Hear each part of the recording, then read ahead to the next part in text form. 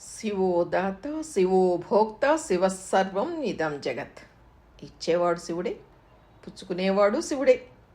ఇచ్చి పుచ్చుకునే ప్రక్రియకు సాక్ష్యము శివుడే. ఆయన గొప్ప దాత. మార్కండేయుడికి అమరత్వాన్ని ప్రసాదించాడు. అర్జునుడికి పాశుపతాన్ని బహూకరించాడు. బాలుడైన ఉపమన్యుడికి ఏకంగా పాలసముద్రానే రాసిచ్చాడు. భోళాశంకరుడు కాదన్నదెప్పుడు, లేదన్నదెవరికి? కాశీనగరం కూడా తన యజమాని సద్గుణాలని పుణికిపుచ్చుకుంది. వచ్చిన వారికి వచ్చినట్లు భక్తి జ్ఞాన వైరాగ్య మోక్షాలను ప్రసాదిస్తూనే ఉంది. ఆదిశంకరులైతే వారణాసిలో కాలు పెట్టగానే తండ్రి ఒడికి చేరిన బిడ్డల తబ్బిబ్బైపోయారు. ఆసువుగా కాశీ పంచకం అల్లేశారు. గంగా స్నానానికి వెళ్తున్నప్పుడు ఓ వృద్ధుడు వ్యాకరణ సూత్రాలతో కుస్తీ పడుతున్న తీరుకు జాలిపడి భజగోవింద స్తోత్ర రూపంలో కర్తవ్యాన్ని బోధించారు. మణికర్ణికా మార్గంలో తారసపడిన చండాలుడు తప్పుకోమన్నది నన్న నా ఆత్మనా అని ప్రశ్నించినప్పుడు శంకరులకు పరిపూర్ణమైన అద్వైత స్థితి అనుభవంలోకి వచ్చింది. ఇలా అనేక సందర్భాల్లో దక్షిణామూర్తి ప్రతినిధిగా సాధకులకు కర్తవ్య దీక్షను ఉపదేశించింది కాశీ. శివతత్వంలో నిర్మోహత్వము ఓ భాగమే. కాశీ యాత్ర మనిషిలోని మోహపు పొరల్ని తొలగిస్తుంది. యాత్రికులు ఆ క్షేత్రంలో కాయో పండో వదిలిపెట్టి వెళ్ళాలన్నది నియమం. నిజానికి మనం వదులుకోవాల్సింది కాయం మీద మమకారాన్ని, ఫలాపేక్ష మీద ఆసక్తిని. కాశీ క్షేత్ర అధికారక తీర్థం ప్రవహించే పరబ్రహ్మం గంగ. ఆ ఉత్తరవాహిని అర్ధచంద్రాకాలంలో వారణాసికి కంఠహారమైంది. ఇక్కడ 3 మునకలేసిన ముల్లోకాల్లోని దివ్యక్షేత్రాలను సందర్శించుకున్నంత ఫలమని చెబుతారు. ఆ పుణ్యనది ఒడ్డున 80 పైచులకు స్నానవాటికలు వెలిశాయి. ఒక్కో ఘట్టానిది ఓ పురాణ నేపథ్యం. మణికర్ణిక ఘాట్ గంగానది కంటే ముందే పుట్టిందని ఐతిహ్యం. మహావిష్ణువు తన సుదర్శన చక్రంతో ఓ చలమును తవ్వుతుండగా స్వామి చెవుపోగు అందులో పడిపోయిందిట. అందుకే ఆ పేరు వచ్చిందని చెప్తారు. భగీరథ ప్రయత్నంతో గంగావతరణం జరిగాక సరిగ్గా ఈ మార్గంలోనే ప్రవహించిన జాహ్నవి తన పుట్టుకను సార్థకం చేసుకుంది. సత్యవ్రతుడైన హరిశ్చంద్రుడు కాపరిగా పనిచేసిన ప్రాంతం హరిశ్చంద్ర ఘాట్. చతుర్ముఖ బ్రహ్మ 10 అశ్వమేధ యాగాలు చేసిన చోటు దశాశ్వమేధ ఘాట్. దుర్గాదేవి శుంభ నిశంభులను వధించిన స్థలం అస్సీఘాట్. పరమశివుడు రామచరితమానస్ రచించమంటూ తులసీదాసును ఆదేశించిన ప్రదేశం తులసీఘాట్.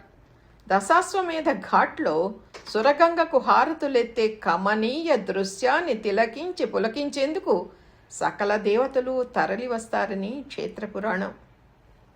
కాశీలో మరణం ఓ యోగం, ఓ భోగం, భవరోగ ముక్తికి మార్గం అన్నది హిందువుల ప్రగాఢ నమ్మకం.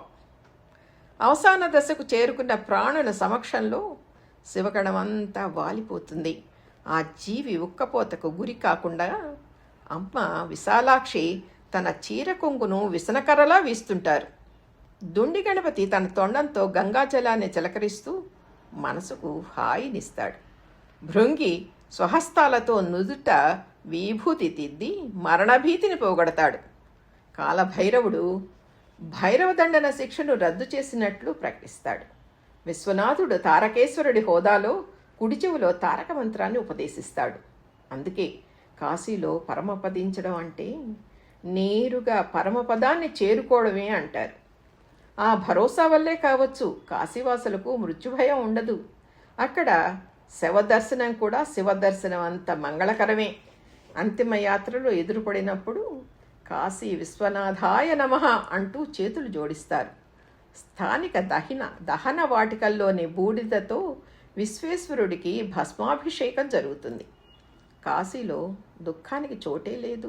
అందుకే వారణాసిని ఆనందవనం అని, ఆనందపురి అని పిలుస్తారు. సృష్టి అంతంలో బ్రహ్మాండాలన్నీ ఇక్కడే లీనమైపోతాయి కాబట్టి మహాశ్మశానం అనే పేరు వచ్చింది.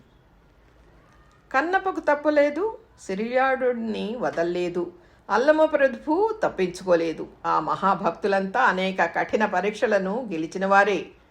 పరమశివుడి నిజవాసమైన కాశీక్షేత్రానికి కూడా కాల ప్రవాహంలో సంక్షోభాలు సవాళ్లు ఎదురయ్యాయి. ఎంతోమంది పాలకులు కక్షగట్టినట్లు ప్రవర్తించారు. ముష్కర మూకలతో దాడులు చేసి ఆలయ సంపదల్ని కొల్లగొట్టారు. భారీ నిర్మాణాలను ధ్వంసం చేశారు. అయినా సహనశీలి కాశీ బెదరలేదు. ఆ శిథిలాల మధ్యలో నుంచే సరికొత్తగా అవతరించింది. మహారాణి అహల్యాబాయి విశ్వేశ్వరుణ్ణి పునఃప్రతిష్ఠించి పూజాధికాలు పునరుద్ధరించారు. కాశీ ఎప్పుడూ గతాన్ని మనసులో పెట్టుకోలేదు. మనుషుల్ని వేరు చేసి చూడలేదు. భోళాశంకరుడిలానే అందరినీ ఆదరిస్తూ ఉంది.